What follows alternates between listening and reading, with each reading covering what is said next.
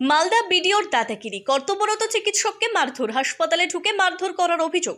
হবিবপুর ব্লকের বুলবুল চণ্ডী আর.এন. রায় হাসপাতালের ঘটনা। হবিবপুরের বিডিওর বিরুদ্ধে হবিবপুর থানায় লিখিত অভিযোগ দায়ের। আক্রান্ত চিকিৎসকের অসুস্থ স্ত্রীকে হাসপাতালে চিকিৎসা করাতে নিয়ে গিয়ে কর্তব্যরত চিকিৎসককে মারধর করার অভিযোগ। কর্তব্যরত চিকিৎসককে মারধর করার অভিযোগ উঠল মালদার হবিবপুর ব্লকের বিডিও অংশুমান দত্তের বিরুদ্ধে। চাঞ্চল্যকর ঘটনাটি ঘটেছে বৃহস্পতিবার গভীর রাতে হবিবপুর ব্লকের বুলবুল চণ্ডী গ্রামীণ হাসপাতালে। ঘটনায় বুলবুল চণ্ডী গ্রামীণ হাসপাতালের চিকিৎসক দীপাঞ্জন মণ্ডলের অভিযোগ, বৃহস্পতিবার রাত 2:40 নাগাদ হবিবপুরের বিডিও অংশুমান দত্ত তার অসুস্থ স্ত্রীকে গাড়িতে চাপিয়ে চিকিৎসার জন্য বুলবুল চণ্ডী গ্রামীণ হাসপাতালে নিয়ে আসেন। বিষয়টি জানতে পেরে তিনি কোনো রকমে বিলম্ব না করে তৎক্ষণাৎ ছুটে আসেন এবং রোগীকে ভেতরে নিয়ে আসার কথা বলেন। আর এই কথা বলতে না বলতেই বিডিও সাহেব তার কলার ধরে তাকে চড় থাপ্পড় কিল মারেন। পরবর্তীতে ফের চড়াও হয়ে ধাক্কা মারেন। সেই ধাক্কায় তিনি আঙুলে চোট পান, আঙুল থেকে প্রচণ্ড রক্তপাত হয়। এই পুরো ঘটনা প্রথমে তিনি BMOH সাহেবকে জানান, পরবর্তীতে গোটা ঘটনা জানিয়ে হবিবপুর থানায় লিখিত অভিযোগ দায়ের করেন। বিডিও হবিবপুর ব্লকের বিডিও ক্যামেরার সামনে আসতে সাংবাদিকদের তেড়ে আসলেন তিনি। আমি আর কিছু বলবো না জানালেন তিনি। বুঝতে পারছেন না? বন্ধ করুন ওটা। বন্ধ করুন, কোনো কিছু চলবে না। আমি এগুলো কিছু করতে আসিনি। না ওটা বলছি না। ঘটনাটা বলবেন তো? কিছু যে বলবোই না, আমাকে কিছু বলার অধিকার নেই। মোবাইল কি বলতে না না বলতে পারেন না স্যার, মোবাইলে হাত দিতে পারেন না।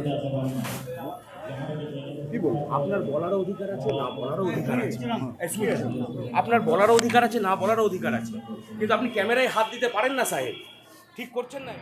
রাত্রে তখন মানে যে মুহূর্তে ঘটনাটা ঘটে, আমার একটা পেশেন্ট এসেছিলো, তার জন্য স্যার অ্যাডভাইস দিয়ে গেছিলেন, আমি ইঞ্জেকশন রেডি করছিলাম আর স্যার একটু বাথরুমে গেছিলেন আর কি। তো দিয়ে পর হঠাৎ করেই মানে স্যার, বিডিও স্যার, হ্যাঁ আমি দেখিনি ওনাকে এর আগে সেরকম, মানে আমি সেভাবে চিনি না। উনি আসলে উনি নিজেই বললেন যে আমি ভিডিও, আমার একজন কোন ব্লকের ভিডিও? হবিবপুর ব্লক। বলে আমি এখানকার ভিডিও, আমার একজন পেশেন্ট এসছে। তো খুব তাড়াহুড়োতে উনি ছিলেন। তো হঠাৎ করে এবার আমরা ঠিক আছে আপনারা তাড়াতাড়ি আসুন। এবার আমি ছিলাম আর আমার সাথে যে জিডিএস ছিল, আমরা দুজন মিলে তাড়াতাড়ি গেলাম। তার মধ্যে স্যার চলে এসছে। আমরা গেছি ওই রাস্তা পর্যন্ত গেছি, পেশেন্ট মানে ওনার ওয়াইফ যে পেশেন্ট গাড়ি থেকে উনি নামেন, তারপরে বুঝতে পারলাম এবার উনি আসছেন। আর আমরা মানে উনি আরও তাড়াতাড়ি করে মানে বলছেন যে তাড়াতাড়ি আসুন, আপনারা তাড়াতাড়ি দেখুন। তো এবার আমরা বললাম হ্যাঁ পেশেন্টকে ভেতরে নিয়ে আসুন। স্যারও একই কথা বললেন যে হ্যাঁ পেশেন্টটা ভেতরে, ওনাকে ভেতরে নিয়ে আসুন। এই কথাটা মানে বলা জাস্ট শেষও হয়নি, ব্যাস ভিডিও স্যার একদম পুরো এসে মানে আমরা যে অন ডিউটি এমও, ওনাকে পুরো কলার ধরে একদম পুরো অ্যাটাক, মানে কি ঘুষি চট থাপ্পড় মেরে, তারপরে সেটাতে যাই হোক ওনার বাড়ির ফ্যামিলি মেম্বার যারা ছিলেন, মানে ভিডিও স্যারের সাথে যারা এসেছিলেন, ওনারা আর কি ওনাকে আটকানোর চেষ্টা করছিলেন। তো যাই হোক আটকালো সেই সময়। তারপরে এবারে স্যার একটু খারাপ লাগলো, স্যার বললেন যে আপনি এরকম ব্যবহার করছেন কেন। এই কথাটা বলে তো আবার দ্বিতীয়বার উনি তেড়ে মারতে আসলেন এবং মারলেন। মারার পরে এবার স্যারকে আমরাও বললাম স্যার আপনি চলে আসুন। যাই হোক ওনার বাড়ির লোকই আর কি ধরে বেঁধে ছাড়িয়েছে। স্যার ভেতরে এলেন, এসে কিন্তু স্যার মানে মিনিমামও ডিলে করেনি, কিন্তু স্যার একটু রেগে গেছিলেন। স্যার বললেন যে তাহলে আমিও ট্রিটমেন্ট আমি দেবো না, আপনিই নিয়ে নিন ট্রিটমেন্ট, আমি তো ট্রিটমেন্ট আমাকে দিতে হবে, আপনি ভেতরে না নিয়ে আসলে আমি কীভাবে দেবো ট্রিটমেন্ট। তো তারপরে কিন্তু এটা স্যার রেগে গেছিলেন, কিন্তু খুবই সাময়িক। এসে কিন্তু আবার সঙ্গে সঙ্গে স্যার অ্যাডভাইস দিলেন, সেই অনুযায়ী আমরা যা যা অ্যাডভাইস ছিল ওনাকে অক্সিজেন দেওয়া হয়, যা যা ম্যানেজমেন্ট স্যার বললেন সমস্ত কিছু আমরা ওনার প্রেসক্রাইব অনুযায়ী ফলো করেছি। তারপরে উনি যখন সুস্থ হলেন, সুস্থ হওয়ার পরে ওনার ওয়াইফের হয়তো মনে হয়েছে যে আমার এটা মানে একটু মানে ওনার হয়তো গিল্ট ফিলিং থেকে উনি হয়তো অ্যাপোলজি বা সরি বলতে এসেছিলেন স্যারকে, সেই জন্য স্যারের সাথে বলতে এলেন। এবার ওনার ওয়াইফই বলছিলেন কথা ওনার স্যারের সাথে, উনি তার মাঝখানে ঢুকে আবার মানে স্যারকে মারার চেষ্টা করছে, ঠিক আছে। এবারে তখন ওনার বাড়ির লোক ওনাকে ধরেছে, ধরে মানে পেছনে সরিয়েছে, তুই তুকারি করেছে। স্ল্যাং তো মানে অজস্র স্ল্যাং। আমরা প্রচণ্ড আতঙ্কে আছি, কারণ আমরা যখন এখানে ডিউটি করি আমাদের হায়ার অথরিটি মানে আমাদের যিনি এমও আছেন উনি আমাদের সবচেয়ে ওপরের লোক। তারপরে ধরুন আমরা আসছি, আমাদের নিচে আরও সবাই আছে। তো উনি একজন মেল ডক্টর, আমরা ফিমেল নার্সিং স্টাফ। তো আমরাও নাইট শিফট করতে হয় আমাদেরকে। তো নাইটে ঘটনাটা এরকম ঘটলো, তাহলে আমরা কতটা মানে মানে কি বলবো, কত ইনসিকিউর, আমরা যে কোনো মানে সেফটিই নেই। হ্যাঁ যে কোনো সময় যে কেউ এসে মেরে চলে যেতে পারে। একজন বিডিও স্যার, উনি একজন মানে এরকম একটা প্রশাসনিক দপ্তরের একজন এত বড় আধিকারিক হয়ে উনি যদি এরকম বিহেভ করেন, তাহলে সাধারণ মানুষ এসে যদি মানে স্যারও যেটা বললেন যদি মানে মেরে টেরে চলে যায়, মানে সেটা খুব নর্মাল ব্যাপার হয়ে যাবে। তো এটা আমাদের সিকিউরিটি খুবই দরকার, অন্তত একটা সিকিউরিটি গার্ড যদি আমাদের প্রোভাইড করা হয়। এটা আমরা অনেক দিন আগে থেকে বলছি যে আমাদের নাইটে ডেতে একটা সিকিউরিটি গার্ড দরকার, যে কেউ নেই কিন্তু, তো এটা খুবই দরকার। আর এই ব্যাপারটা যেটা হচ্ছে খুবই বাজে হয়েছে, একজন অন ডিউটি কর্মরত, উনি অন ডিউটি একজন এমও, ওনার গায়ে কীভাবে হাত তুলতে পারলেন উইদাউট এনি রিজন, এটাই আমি অবাক। মানে ওইখানে দাঁড়িয়ে মানে স্টান্ট হয়ে গেছি যে কি হচ্ছে চোখের সামনে। আমার সার্ভিস লাইফে এই প্রথমবার আমি এরকম ঘটনা দেখলাম, তবুও মানে কোনো রিজন ছাড়া। খুব আতঙ্ক হয়েছে, একদমই আতঙ্কে, কারণ এরপর থেকে মানে আজকে আমার মানে আবার আমাদেরকে ডিউটিতে নামতে হবে, আমি না নামলে অন্য কেউ নামবে, তো একটা আতঙ্ক যে আজকে নাইটে কি হতে পারে, মানে আতঙ্কেই ডিউটি আমাদের করতে হবে এরপরে। আপনার নাম ও পরিচয়? আমি অঙ্কিতা মণ্ডল। রাতে এই জাস্ট আজ গত রাতে যে হয়েছে ভোর 3টে নাগাদ যা খবর পাওয়া যাচ্ছে যে আপনার এক ডক্টরকে হরিপুর বিডিও মারধর করেছে, তার ওয়াইফকে চিকিৎসা করাতে নিয়েছে। ঘটনার সত্যতা করে দিয়েছে। ঘটনাটা আমি বাই ফোনে শুনেছি।